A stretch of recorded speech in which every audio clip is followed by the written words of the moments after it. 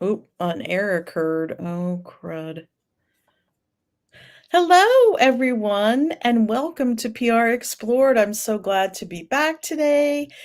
We talk about PR trends and topics, and nothing is a more important topic, I think, than crisis communications. And we have with us a crisis expert today.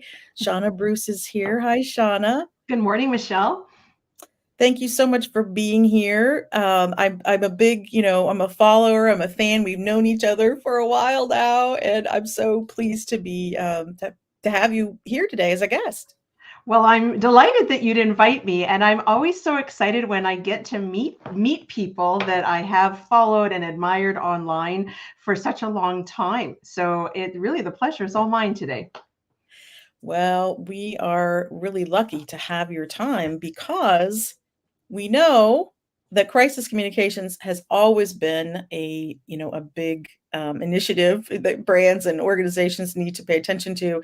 And I feel like it's more important now than ever because we just see so many organizations, companies, brands, whatever we want to call them, in a state of crisis. And I mean, I have some theories as to why it seems like it's happening more often, but I'd love to hear just kind of your take on why we see and hear about so many more crises these days. Well, I think we're just listening and seeing more because of the introduction of social media to our everyday lives. When you think back, if I reflect back on the first major event, a crisis event, it was a mass casualty event in Afghanistan when I was still in the military. When I reflect back on that and think about how we were largely able to contain and control the messaging for that until we were ready to push things out to the Canadian public here, because of course I'm here in Canada. When I think back on that, that is not today how that works, right? You have a very short timeline. And the reality is your crisis is already going to be, the train is going to have left the station and you're going to be running down the track trying to get that message and get your narrative back, because social media allows us to have all this instant journalism, citizen journalists that pop up and take pictures or videos of things or post things that happen. So I really largely think that social media has allowed us to have all eyes and ears on the ground 24/7 all the time. So maybe the crises aren't happening. Maybe it's not that they're more frequent. Maybe it's just they're more visible to us. That is a great point. And I would love for you, before we really get into, kind of our questions and things today, to just talk a little bit about your background, if you wouldn't mind. Well, Michelle, I am ancient. I have been doing communications for 40 years. Like, I can remember typing on a manual typewriter news releases that we mailed out to organizations or drove around in a car. I mean, I can still remember us getting a fax machine in the office and thinking, wow, this saves so much time. And we won't have to drive these anywhere. So I know it's a long time. I started probably when I was 20, I started working in military Army cadet camps. So I come from an Army background. I did Army public affairs in our Canadian Armed Forces on and off for a total of about 27 years. And I actually am a graduate of the Defense Information School in the US in Fort Meade, Maryland. But I started with the military. And then through that, I got more exposed to what we call domestic operations. So that would be the military support to natural hazards such as wildfires and floods and snowstorms. And so I did some work when we had our troops on the ground supporting that. And it became a bit of an interest area of mine. So then I went back and studied disaster and emergency management in a master's capacity to learn how can I better support emergency managers in crisis. But when I transitioned out of the Army, I ended up taking some time at Dow Chemical, and I supported as their national public affairs leader for all of our Canadian assets here. And a good part of that was risk communications, emergency planning communications, when you are in what I call a site, an operating site community where you have risk right next door to residents and that. So that's kind of where I started. And then back About 6 years now I've been on my own. I realized that there was a gap, that not everyone came to the table with these skill sets I'd acquired in the Army for managing issues and crises, and that it was a gap in industry and with our municipal or local levels of government. So I started to teach workshops in that space. So my goal now is to get everyone prepared before the crisis strikes. That's what my goal is to get them feeling confident and to have the right tools and the right plans in place to help them respond to their own crises, essentially. Yeah, that's great because I feel like a lot of times it's just kind of an afterthought. The crisis planning, the crisis communications planning, and I feel like sometimes when I bring it up in client meetings, they look at you like, you know, we're not going to have a crisis. We're never going to be, Oh.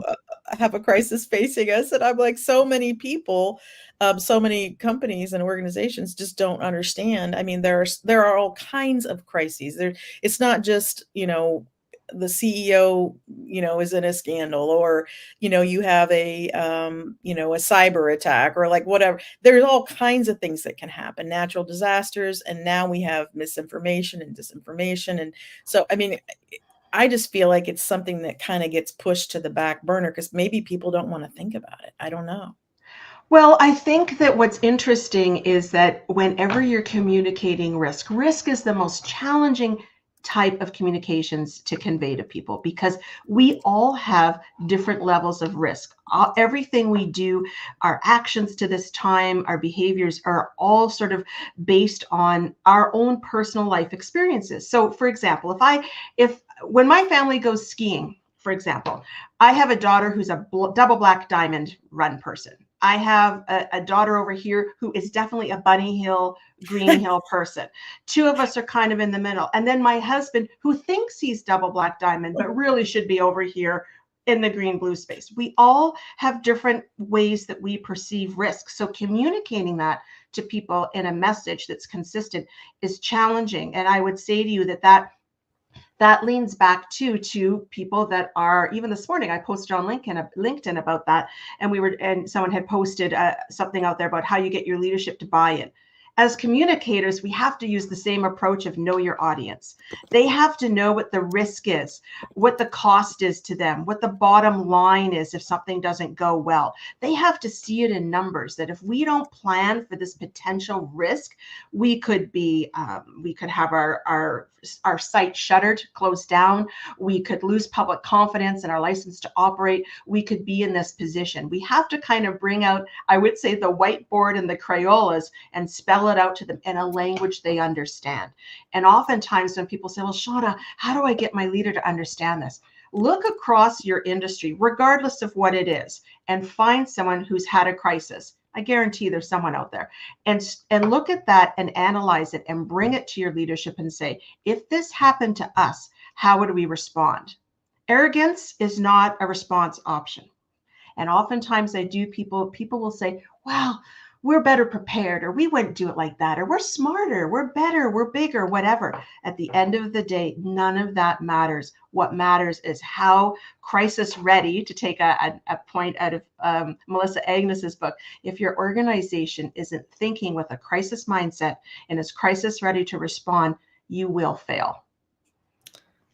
I mean, that's such great advice because I feel like that, if you just look across your industry, I'm sure, especially I work some in the like food processing industry. And of course, there are crises that we can look at and point to. And I guess not every industry maybe has, like big examples, but I'm sure there are examples in just about every single industry that you could pull out and show to leadership to kind of back you up and prove your point.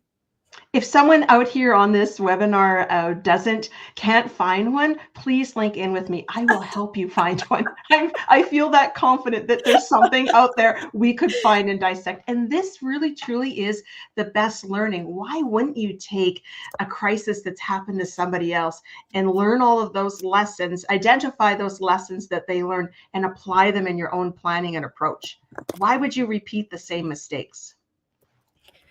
Right. Well, and I think, we're going to talk about some examples because I think there are a lot of examples of crises handled poorly and then fewer of those handled well. So it's difficult, right, to really handle a crisis well, I think. But I mean, there are certainly there are Yeah. examples, and we'll talk about that in a little bit. But Yeah, we have a good one to share there.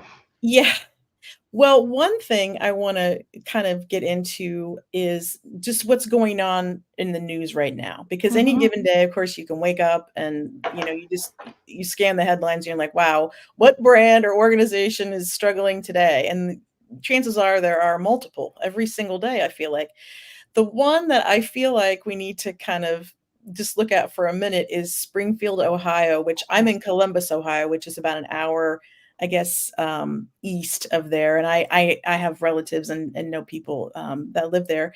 But it's just a huge, it's become, it kind of dropped out of the sky into their lap, the officials and the residents of Springfield. And so I think that's what I want to talk about is what happens. You can anticipate a crisis, and certainly, you said you worked with Dow. I'm sure they had a lot of, crises that they could probably plan for and anticipate. This is an example of a crisis that just kind of came out of nowhere and was Sure. created basically. And so I don't really want to get into the political side of it as much as I just want to talk about what do you do if all of a sudden you're just dropped into this situation, kind of that you weren't expecting. Well, I would say to you that this goes back to having a plan. And I know I feel like a bit flippant saying, "Oh, you need a plan." It's actually a program that you need, right? It's not Right. just a plan. You need a plan. You need to think about all of those operational and reputational risks that could happen inside and outside that could impact you, cascading impacts. And then there's those right out there kind of things that impact your organization, which I would categorize this that happened in Springfield in that category. No one anticipated that. Certainly the woman who put the post on her Facebook page was not anticipating all this attention and the miscommunication that came out of that. And it's, to me, it's an example of being cautious of what you share personally on your Facebook feeds, but secondarily to that is how quickly, if someone spoke to about, I think it was Deborah Hillman on LinkedIn yesterday, but how quickly a local incident becomes global or international in today's because of social media, right? So Mhm. I think if you are in that case with that, if you have a plan though, a plan that brings together your crisis team, people that can talk through it, you may not have, your plan is never going to be a step-by-step respond to every crisis. That is not what a plan is for. A plan is a roadmap. A plan is a roadmap, and there's going to be a few detours that help you get to your destination, but you have at least a model of response. So if you're in a situation and this is happening, if you have a way to bring all your key players together, have a discussion over who does this impact. Know, for example, who in your community may be feeling the downside of this situation. Mhm. Who do you have that can help you review some messaging? Do you need to put out some messaging to support those that may feel that they've been targeted here? How do you manage that? All of that information should already be in your plan. So whether you're responding to Springfield, Ohio crisis or a food illness, something happening over here in up here in Canada, the plan Mhm. should at least give you some pointers to get you focused in the right direction.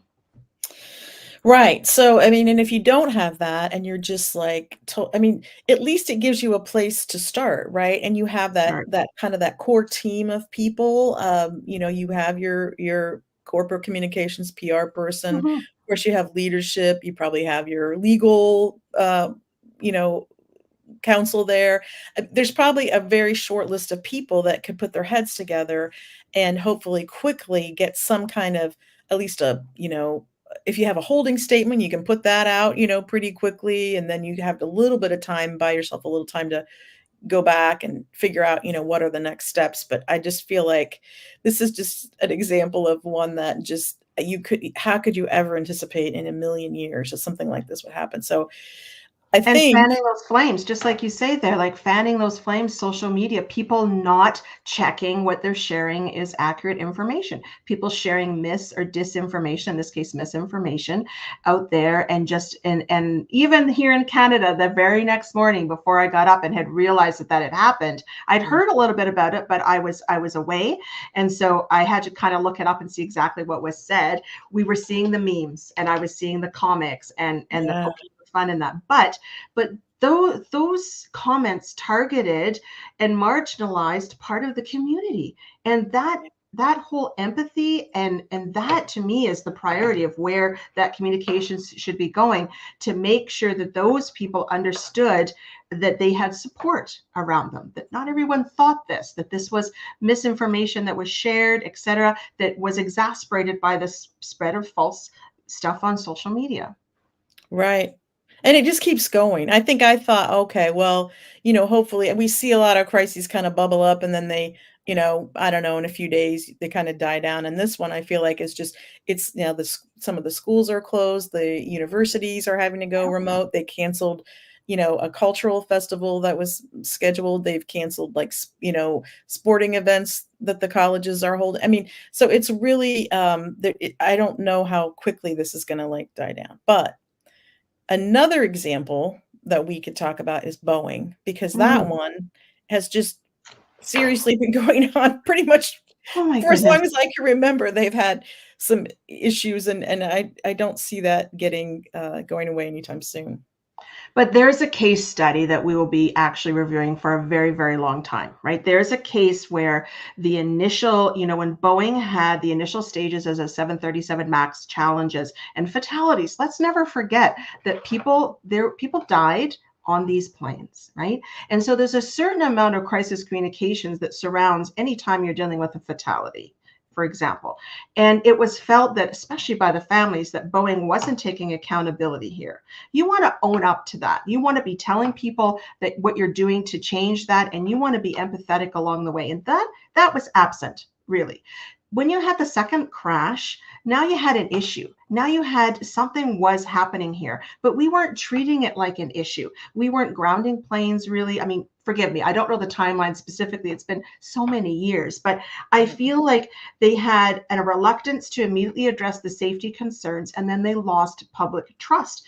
And that really shows how important it is to manage your narrative, control that early on by addressing what you're going to do, taking accountability and saying what you're going to do. I think the shareholder trust, there was issues along the way with that. And now every time we have a Boeing incident, it's a global incident, right? Because everyone is sharing it across social media. And the name of Boeing itself, in my mind, we've had the challenges, you've had the whistleblowers, you've had fatalities there. How is it to feel to be an employee of that company? Are you proud to work at that company? I'm not thinking so, but people need jobs. So there's all these cascading impacts from the initial crisis. I would say rule number one of not being open and transparent to be a trusted source of what happened with your incident happened. That started this ball rolling there. Any thoughts That's on that? Yeah, I mean, being open and transparent, I think, is like one of the tenets of crisis management, right? I mean, if we're not open and transparent, how can we even hope to begin to regain the trust that we've damaged? And So, let's remember internal and external messaging. Boeing had some serious challenges from information they were sharing internally to what they thought was going only external. But your internal messaging is going external. You shouldn't be sharing really. You might have an open, a more engaging conversation with employees, but you have to be very careful that whatever you're sharing internally, that you are prepared as going outside of your organization. I mean, that was a rookie mistake there, where you had mixed messaging happening there between internal and external, and then that exasperated that whole issue of transparency with them. yeah, and it's just the thing with Boeing, I feel like, is that people really can't get away from, using their products, right? Because they are the dominant manufacturer of planes. And so even when I know there was kind of a movement to not fly on Boeing planes, but as someone who has tried to figure out how to do that, it's not easy, especially if you're Right. kind of stuck with certain airlines that only pretty much only have Boeing planes. So it's I don't know. I feel like it should probably be an even bigger issue than it is. Everyone just goes on and goes about their business. And I mean, I know that people are looking into it, but you know, there's all kinds of things happening um, in the meantime that I'm just like, wow, okay.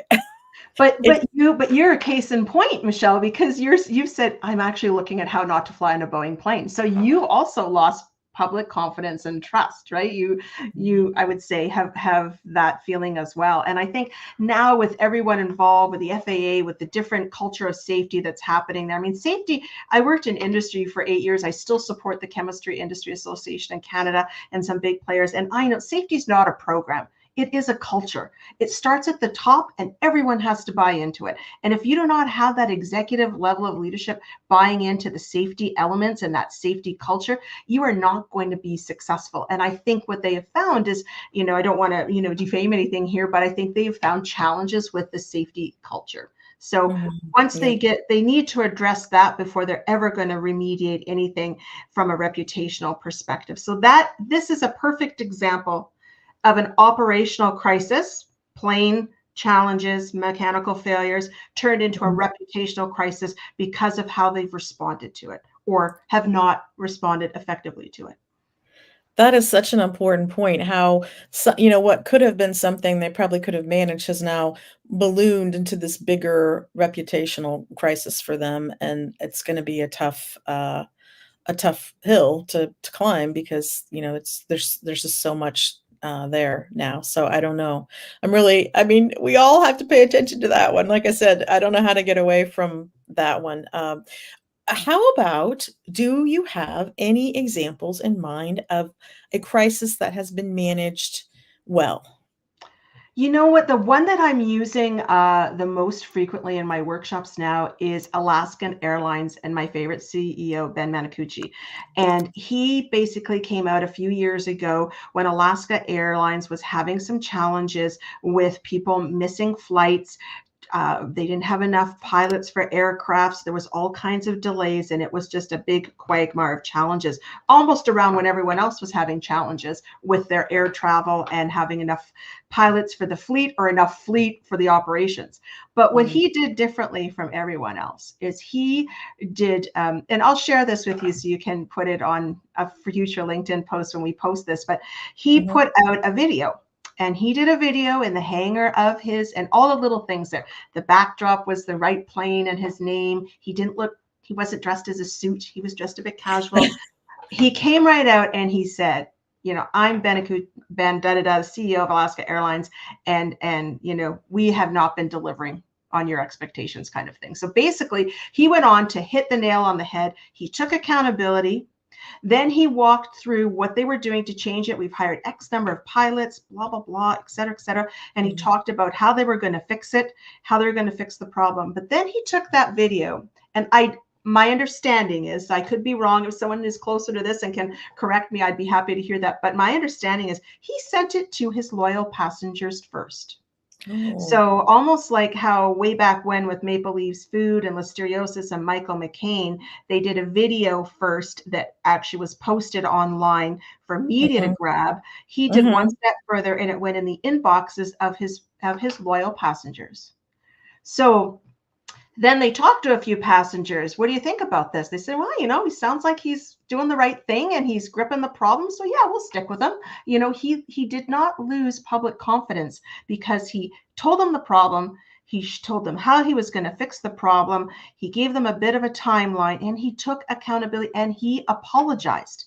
The most important piece, this is a Molly McPherson tip, right? If everything she talks about with her programs and her thing is you have to have an actual apology. And I am sorry I'm impacting your travel. I know, da da da. He did a great job of that. So I think he's one of the best examples of how to manage that. And then media got a hold of it and it became the media story. But it wasn't a totally negative story. It was a bit on the side of the positive because that he embraced the challenge, told people what he was going to do to fix it, and then Mhm. he was following through.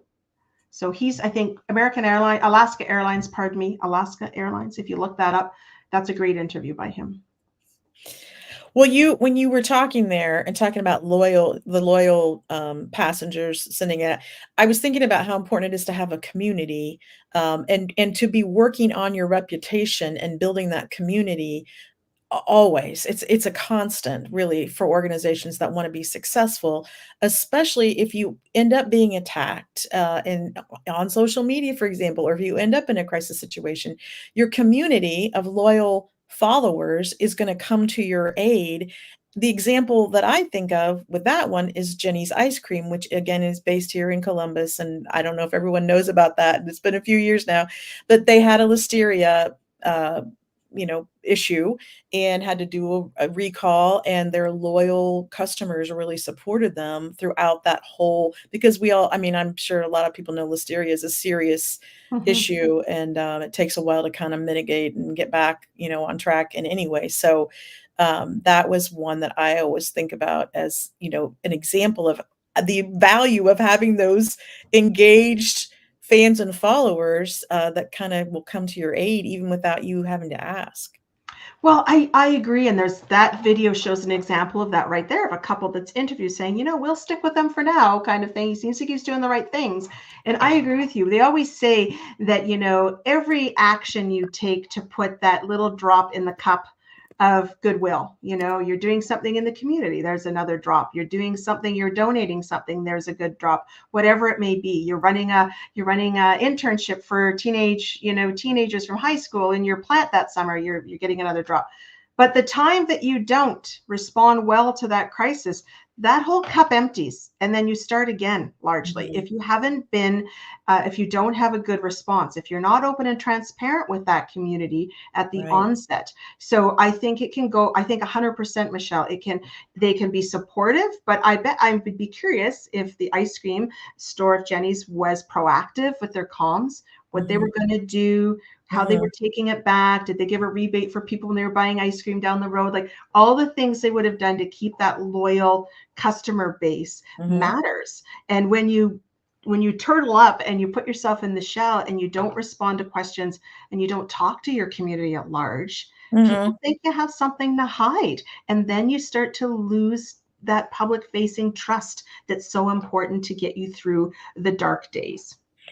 And it takes so long to build that up, and it just takes a second to lose it, and so that's the thing that I think that, executives need to remember, as far as, I mentioned a lot of times clients are not interested in talking about crisis planning and, preparation and, having a program in place, and so I feel like these are just, things to keep in mind. 100%. When we're doing crisis planning, I sort of have 12 things. I have a little roadmap of 12 steps to be included in that plan to be used.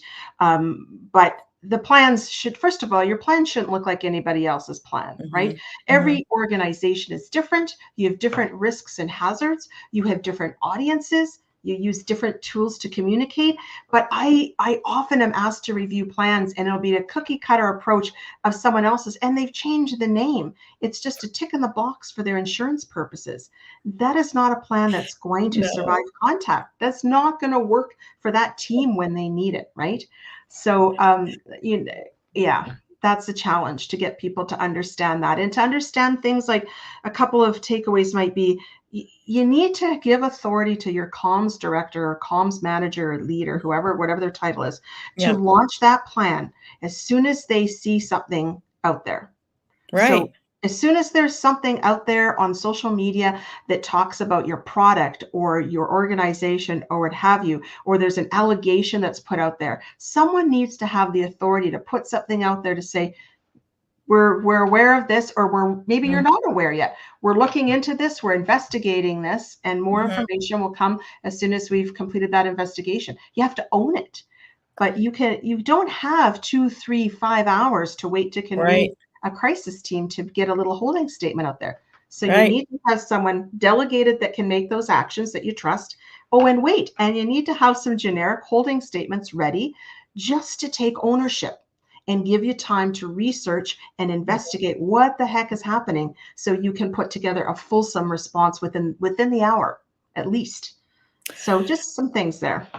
To play devil's advocate for a second, and this is not my POV, but I have heard people say in the news cycle that we have now, there are companies and organizations who will wait to see if things are going to blow over because the news moves so quickly that sometimes if they don't do anything the next day or two, no one's talking about it anymore. To me, that's taking a risk. But I mean, what do you think about that? Well, I think that if there's an allegation that comes up, as a minimum, you could be responding, even direct messaging someone to say, we appreciate that. Do you have any more details so we can look into that? Demonstrate that you're being serious about it. I mean, we should be watching for those issues because that's what happens, right? Boeing is a classic example, but those plane crashes and that were demonstrating an issue of a safety culture there and a problem with those planes. And it escalated into crisis because nothing was really proactively done. A lot of times that's what happened. There's an issue that's percolating for a while.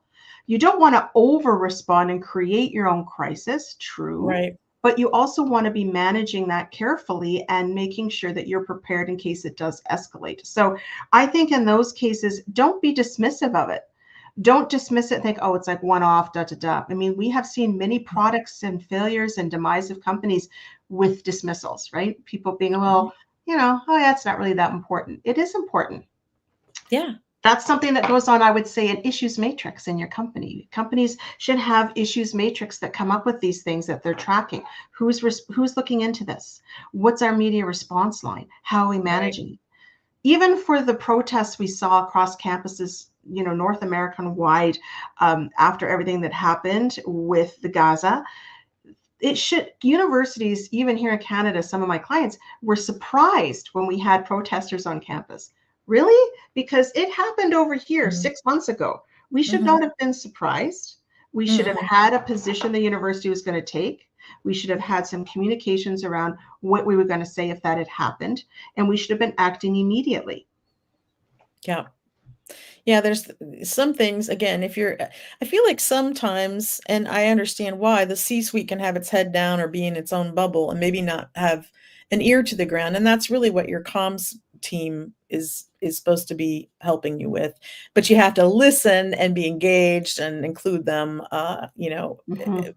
respect what they have to tell you so that you can be prepared because, again, things can be happening and you just maybe you don't see the relationship to what you're doing, but a lot of times it becomes an issue and on down the road that you didn't that you weren't really expecting, but here we are. So And I mean, I talk about having a coin, like a community outreach information network, and really every community, regardless if you're like a physical community or a company organization with different mhm, audiences, mhm, everyone has their own community, and within that you have different interested parties or groups or naysayers or what have you.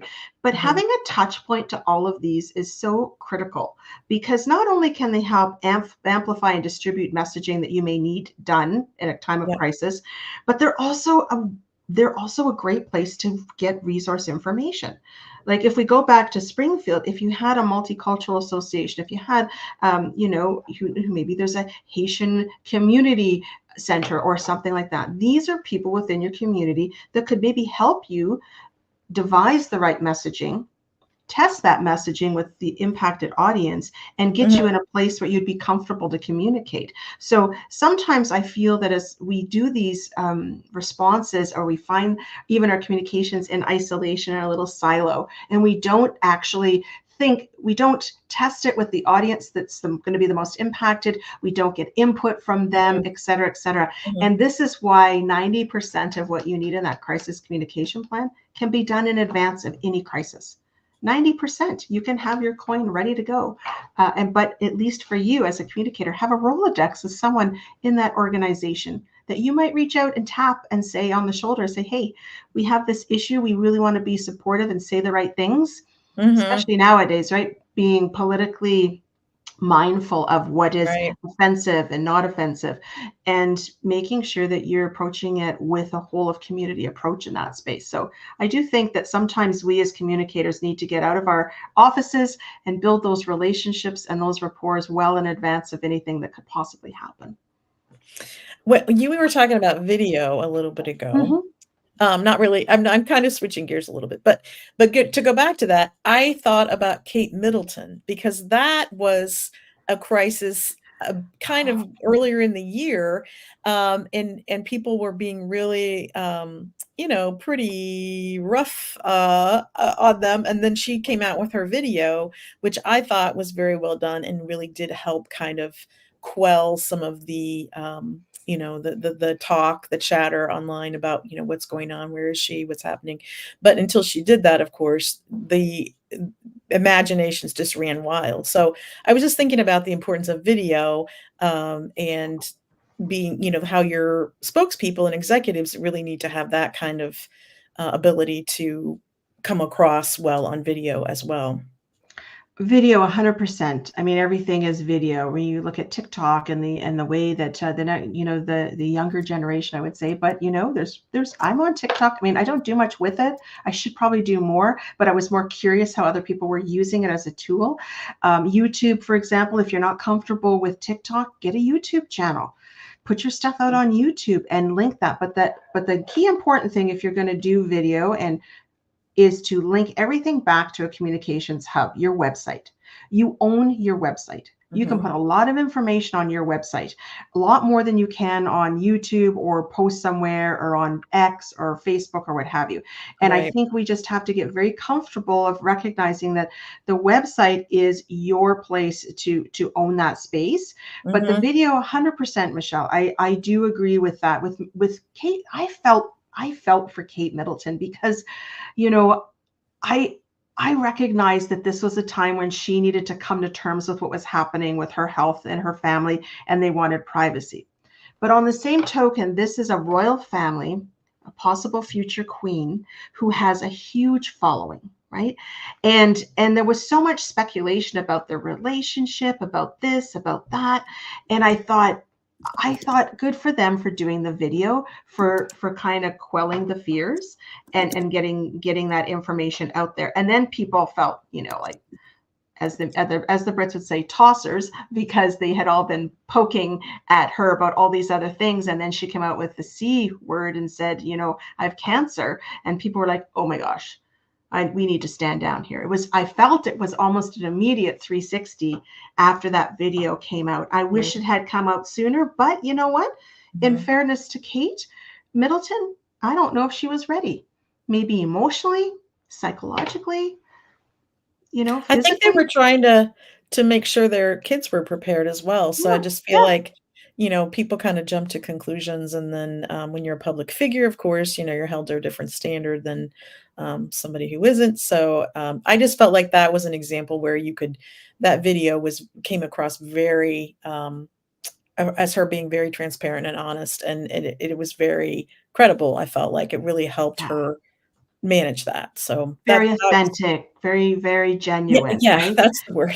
And it was like the balm that the country and the world needed, wasn't it? That soothing balm that they needed was to hear her voice and to have her say, like, I'm gonna be okay, but this is what we're dealing with here. Mhm. That I think that was interesting to watch how that happened. And we didn't have all the information up front. And that's the other thing about crises, right? Is that you won't have normally, unless you're instigating, whether you have, maybe in the unlikely situation, nobody knows anything about the crisis you're dealing with because it's an internal thing. Okay, maybe it's a Mhm, fraud case or a CEO sexual harassment case or something mhm, that's quite mhm, internal.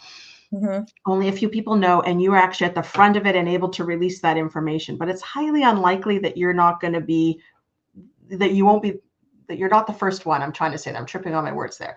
So when we are looking at that, I think sometimes people they want to wait till they have all the information before they release any information. And you just cannot do that Yeah. in today's environment with the speed at which information travels on social. You have to get out and talk about what you know now and then keep adding to it to build up that story. Um, yeah, that's a key one. I always find people like, well, we waited till we had all the details. Well, you're never going to have everything that you want to communicate before you need to start communicating. Well, we're gonna talk about what goes into the plan in just a second, but when you were talking just then, I thought about you. You had mentioned the hockey player, Oh, the Gaudreau brothers. yeah, and how that has been handled well, just from the perspective of releasing information as it has come to light or become available, so that they didn't hold it all back. They've been talking throughout, since it happened, about different things that have come to light. Well, and I'm wearing my crisis lens with this one because when that happened, and that, of course, Johnny Gaudreau, if you don't know the Johnny and Matthew Gaudreau, both hockey player brothers, very close, did everything together to the point where I think Johnny stayed at college an extra year to play hockey with his brother Matthew before he went to the NHL. He came to Calgary. I live near Edmonton, so we are Connor McDavid Oilers fans. We don't really talk about the Flames, but bless him, he played for the Flames and was just a beloved player and just like super, super nice family. So when the very first news broke that they had been killed, Mm-hmm. social media immediately went to drunk driving. Making lots of money. I saw posts on that, and people were actually saying, you don't know what happened here. Then it came out they were killed by a drunk driver.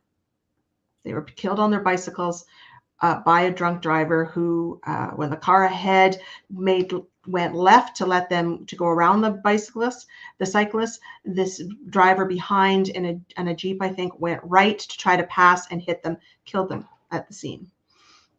But as that story unfolded, it was information was being dripped on us as it went forward, Mm-hmm. probably because they were doing the release so closely with the family, right? So Mm-hmm. then you found out that they were in town for their younger sister's wedding.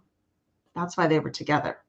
Then you found out that the brother Matthew's wife was pregnant with their first child. We didn't find out to the eulogy that Johnny Gaudreau's wife was pregnant with their third child. She's just 6 weeks along, I think. So all of these pieces of information were kept very close hold, I would say, until the family was prepared to allow them to be released. So we didn't really have a full picture of everything till almost 2 weeks after the Mm-hmm. fatalities, their deaths. Mm-hmm. Mm-hmm. And the other thing, that I taught, whenever you deal with those kinds of situations, we talked when we spoke, Michelle, about the memorials that crop up, right, Oh, at the that's scene right. at the scene of the death, or in Calgary, and you have all these donations, and that's how people show their grieving. They attend memorial services, they attend a vigil, they put down teddy bears and hockey sticks, and even I had 2 hockey sticks on my front porch because that's what the Oilers fan page said we should be doing to honor the family.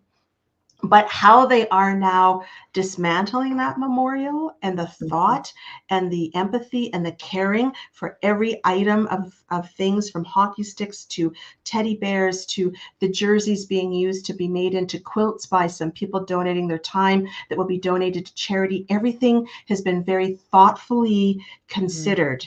And that is something that I thought nobody really wants to talk about that, but it can be a challenge for communications teams and organizations when you start to look at, okay, this has happened, but is the Mhm. community ready for us to take this away? So how are they managing to take this away and kind of go back to their new normal? So I just felt that there was a case where we were not getting all the details at once. The family's needs were being put first, as they should be, and then we were getting drips of information for a complete story. It took about 2 weeks in the making of that. Right. Bless them both and their families.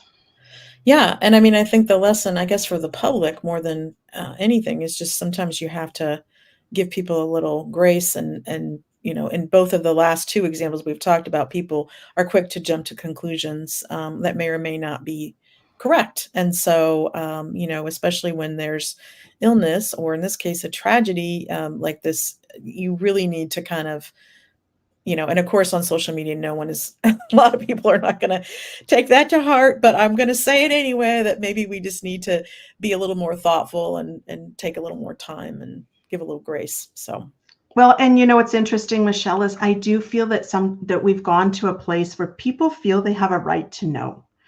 So whether it be something that impacts them personally or not, so let's just mhm, shift to like a a natural hazard. We always say there's no such thing as a natural disaster because there's always a hazard, but it's how you respond to it or how prepared you are to respond that makes it a disaster. So Mhm. what I say about that, that's a little bit different, right? People, well, they'll always want more information. And if you're a public Mhm. information officer working in those spaces, you know that people want more information than you have to share or to give. Like it's a constant feed. Once you start giving information, you have to keep feeding the beast. I think it was yesterday on LinkedIn, I saw of a case that happened in the US with an active shooter threat. It was 10 hours till they posted again. Like there was a 10-hour gap. You cannot allow that to happen. Even if you don't have new information to share, you have to Mhm. at least say, we're still investigating this. We have no new details, and your date and time stamping that so the people are saying, oh, that was just from 45 minutes ago. This must be the latest update. But what happens when you leave that gap of time Mhm. is this is when people start to go to other sources. So Mhm. they don't think of you as the trusted, incredible source any longer. Now they Right. are going to Facebook. They're talking to their neighbor. They're getting their own, interpretation of things. So Right. you have to keep communicating. Once you start, which you have to start soon, at the onset of your crisis, you have to keep communicating until that crisis is finished. Yeah, I mean, I mean, even I do that sometimes if I need to fill in the blanks and there Right? isn't anything coming from the official organization or the company itself, I'll go out and look around and see what the word on the street is. So I think that's human nature. But it 100%. is worse made worse by social media. So it's a blessing and a curse. I don't know. It is. It is. And then Meta, we had that up in Yellowknife here a year ago in the summer. My daughter was evacuated. We were up in a campground in Yellowknife before they evacuated the whole town. I was Mhm. literally looking on a website in August that had a fire ban from June 25th that hadn't been updated. Information was not mixed Yeah. messaging, some big challenges there. But what I would say to you was I had a lot of calls from media about, oh, how is Meta and this whole thing with Meta now that you can't post news affecting people and public safety. And I was kind of the spokesperson they didn't want because 100% it impacted. Yes, it did. People go there for their news. It wasn't there. But my point was organizations need to get a little better.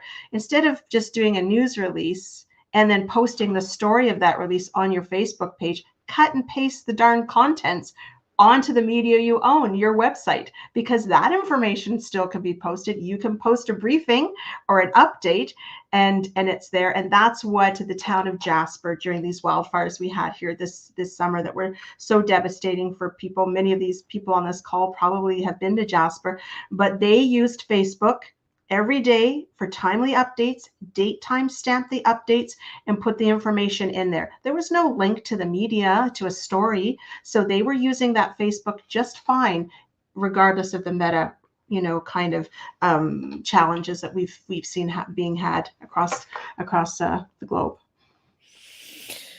So, we have about 10 minutes left. People are welcome to ask questions if they have any, people that are watching or listening. What I want to talk about are the 5 things that you should be sure to include in your crisis communications plan. Well, my first one goes back to authority, delegated authority. Somewhere in the introductory page where you're talking about the purpose of your plan, your goals and objectives of that plan, the scope of the plan, it should give delegated authority. And you should have that plan signed off by leadership or an executive that demonstrates that authority is intact. So when you have something that rears its ugly head somewhere, that you can act immediately to start to own your crisis. That would be number one, that delegated authority. I'm looking at my list here. I would say the second thing is a thorough review of your risks, threats, risks, and hazards. Think internal, think external, think operational, but think reputational as well. So think about, if you Googled right now, fraud, I'm telling you, the amount of cases you would find at the local government level of fraud is insane. Like, I can't believe how many examples I can pull from that. It's an increasing problem because groceries are more expensive. People are finding, it more challenging to make, paycheck go as far. So temptation is there in some cases. So my point is, Mhm. think about the unthinkable things as well, and then those things that have happened to others in your group. Sometimes I'll pick up a plan and it is only outward facing threats they've included that their emergency manager or fire chief have given them. That's where HR and communications come together. You all Mhm. should have a seat at the table writing the plan. It is not just a communications person's job to write the crisis comms plan. You need the perspectives and inputs from everyone. So really understand your threats, risks, and hazards from there. I would say that on top of that, another big key one is to have some pre-approved, legally approved holding statements in that plan that you can launch on a moment's notice. Have them preloaded in your phone, have them in your alert or notification system on your desktop, everywhere you may need to access it. Have some pre-approved legally ones that are so benign in nature, all they say is who you are and that you're looking into things to start the ball rolling, to own that. The next thing I would say is make sure you have and understand your message approval process. So Mhm. maybe you're giving delegated authority for someone to put out an initial holding statement, but you're going to have a process in there of how your messages are approved. Who needs to Mhm. look at them before you send internal and external information? And here's a hint. If it has to go through 10 different approvals, you're not getting it out fast enough. So what does that look like? So where am I up to there? 3, 4, am I given? I would also say another thing about media and social media is, do you have a media policy within your organization? So if media call in and they happen to get Shawna Bruce on the phone, but Shawna's not a comms person and she just works over here at the Acme Chemical Company, do they know what the process is to put media into the right hands of the people to respond? Do they know they can't respond? Like, what are what's the direction you're giving your employees for media and social? Can they talk about your company on their personal Facebook feed? Can they post a picture of a fire that happens on their personal Facebook feed? All of this should be part of your onboarding process and kind of put out as reminders to your employees. This is our media policy. This is who you push the request to if you get one. Just a reminder, if we post on our social page and we want you to share, we'll put on there, please reshare, but you cannot be taking your own initiative and posting things about a crisis Mhm. because we can't contain the messaging that way, really. I think you're going to word it a bit differently, but I think Mhm. those are also a weak link that can happen in organization. And really, the last thing I would say is you have to practice the plan. It's a living document. It should be constantly being revised and updated and reviewed. I'm not talking huge tabletop exercises or simulations, which are fantastic for true testing. I'm talking a lunch and learn session where something happens in the news to another like-minded company or a competitor of yours, and you're bringing in the file, you're sitting down the comms team and you're saying, okay, this happened over here. How would we respond? Take a look at your plan and walk through it. Do we have everything in here that would help us to respond? So making your plan a living document, like I said, preparing a plan, having a plan, preparing all your templates that you need to support all your risks and hazards, Mhm. practicing that plan, performing when you have to with the training that you have, the Right. best of your ability when you have an incident, and then perfecting the plan after the fact with an after action review to deconstruct how you communicated and reconstruct what it would have looked like in a perfect world and finding the gaps and then closing them. So it is a lot of work, and I know that. I've been one of those people where that plan was not just on the side of my desk, but on the floor as a doorstop until I realized how my role as a communications person was critical to our community getting life and death information. And then it became a priority. Yeah. I mean, the thing that you said there, a couple of things. Well, one is the kind of the post-mortem on how you handled the crisis, Mhm. because I think that's something that you can use to inform, future responses and things. But I don't think a lot of people think about that. And I mean, sometimes it can take a long time for things to play out too. So, maybe you need to have different points in time at which you look back, and you also kind of go out again and do some social listening, and just Oh, some 100%. monitoring of what the community or what your audience is thinking or saying or feeling or sharing or whatever. I think that's important. So thanks for bringing that up, because I don't know if that's on everybody's list of things to do. Well, and Michelle, and don't wait till the end of the crisis to be doing that testing if your messages are working and resonating with those that are reviewing them, right? Like, I think there needs to be a review every day. Every at the end of every day, okay, what went well today? What didn't go well? Where were the pinch points? What do we need to Mhm, fix? Maybe your mhm, crisis is running a few days or weeks or what have you, depending on right. the scope and scale, right? But I think the other side of that is when you've put those messages out is can you tap into? Well, back to that coin, right? Your community outreach information network. Did these messages resonate? Did we have the right wording? Did you get them? Mhm, This is really important to be fixing right at the onset of your crisis so that you can be, morphing and changing tact to make sure you're addressing the concerns the next day. So if you leave it right to the very end, it's good to do mhm. that at the end with everything, but you should be having a little stand up every day also, making sure that people have the resources they need to do their job, understand where help is needed, and deconflict any pinch points. I mean, I think it's just a lot of work, as you said, and I mean, it's something that people either don't wanna, do, or just pretend like it's not gonna happen to them and go on, and, they're caught, without anything in place if it does happen. So I feel like, having the plan and then revisiting the plan, that was another thing you said. Don't let it just sit on a shelf collecting dust. You have to kind of come back, and things change. There might be new considerations you need to kind of factor into your planning, or new threats, or something different that has happened in your industry that might need to be added to the plan, or something maybe that needs to be maybe could be taken out, or put in, kind of put in the back of the plan. Um, but yeah, I think those are all really important points that you made there. Well, I appreciate that. And think about that. I mean, 20 years ago, we weren't concerned really about social media being a tool we were using in our toolbox, right? And I always like to say, use all the tools that are appropriate for you to use with your audiences. It's good to have tools, but it's also extremely important to know where your audience is going to get their information. If your whole entire audience, if you do some analytics and they're going to your Facebook page and you're taking the time to put tweets out that take, 10 tweets to get out the same information as a Facebook post, then maybe you're not using your time wisely. You should be prioritizing what tools you're going to use based on where your audiences are seeking information and understanding where that is for your crisis. Yeah, that's very important. That's a really good point, because I know organizations that don't seem to understand, they don't know where their audience is connecting with them. And Right? that's, that can cause issues. If you don't know where your people are, how are you going to communicate effectively with your Right? people? That affects so many things.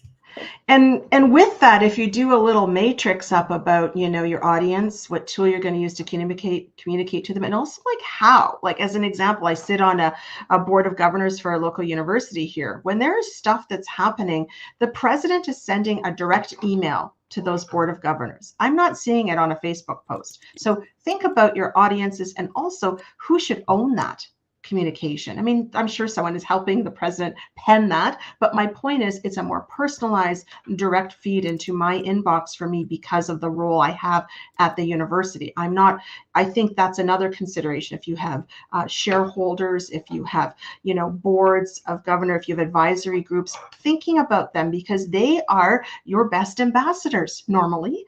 And if you can get that communication to them, then that's where you want to focus. Great point. As we wrap up, any final thoughts? I would just say in today's world of crisis communication, you have to be first. And when you can't be first, you need to be fast. You need to be frequent in putting your information, or pardon me, you need to be factual with the information you're sharing, and then frequent with how often you're posting.